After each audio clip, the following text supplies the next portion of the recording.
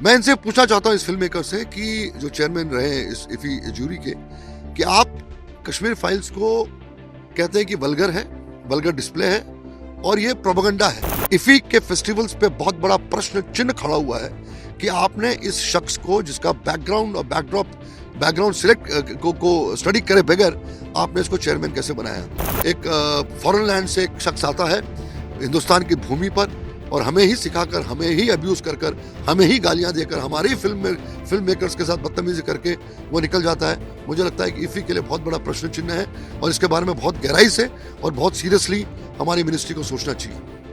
एक film maker और एक कश्मीरी पंडित होने के नाते मैं ये जो चेयरमैन इफी के जूरी के हैं, उन्होंने जो इशू किया हुआ है उसका मैं खंडन करता हूँ। और बहुत खेद है हम लोगों को कि एक विदेश से एक फिल्म मेकर आता है इस धरती पर और हमारे फिल्म मेकर को अब्यूज़ करके जाता है, हमारी फिल्मों को अब्यूज़ करके जाता है, उनके बारे में बुराई, गलत स्टेटमेंट इशू करता है। ये इसका स्टेटमेंट जो है वो सिंपल तरीके से नहीं लेना चाहिए। मुझे लगता है कुछ ताकतें हैं इसके पीछे और उसका फ़ायदा इस आदमी ने उठाया। मैं इनसे पूछना चाहता हूँ इस फिल्म मेकर से कि जो चेयरमैन रहे हैं इस इफी जूरी के, कि आप कश्मीर फाइल्स को कहते हैं कि वल्गर है, वल्गर डिस्प्ले है और ये प्रोपेगेंडा है। तो अगर कोई फिल्म, कश्मीर फाइल्स जैसी फिल्म अगर किसी एक त्रासदी को डिपिक्ट करती है, कश्मीरी पंडितों के जेनोसाइड को डिपिक्ट करती है, कश्मीरी पंडित्स के एथनिक क्लींजिंग को डिपिक्ट करती है, उसको आप वल्गर कैसे कह सकते हैं, उसको प्रोपेगेंडा कैसे कह सकते हैं? ये बहुत ही हानिकारक स्टेटमेंट है इसका। इफी के फेस्टिवल्स पे बहुत बड़ा प्रश्न चिन्ह खड़ा हुआ है कि आपने इस शख्स को, जिसका बैकग्राउंड और बैकग्राउंड सिलेक्ट को स्टडी करे बगैर आपने इसको चेयरमैन कैसे बनाया।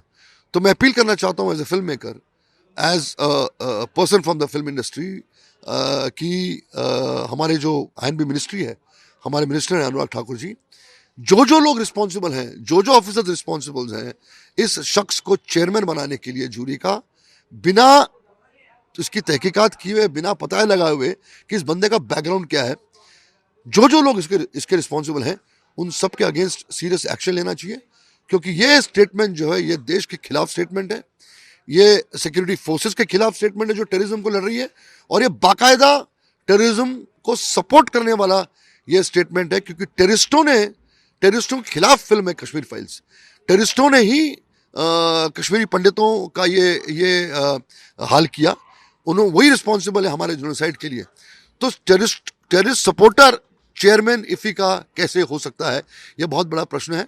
एक फॉरेन लैंड से एक शख्स आता है हिंदुस्तान की भूमि पर और हमें ही सिखाकर, हमें ही अब्यूज़ कर हमें ही गालियां देकर, हमारे ही फिल्म मेकर्स के साथ बदतमीजी करके वो निकल जाता है। मुझे लगता है कि इफी के लिए बहुत बड़ा प्रश्न चिन्ह है और इसके बारे में बहुत गहराई से और बहुत सीरियसली हमारी मिनिस्ट्री को सोचना चाहिए।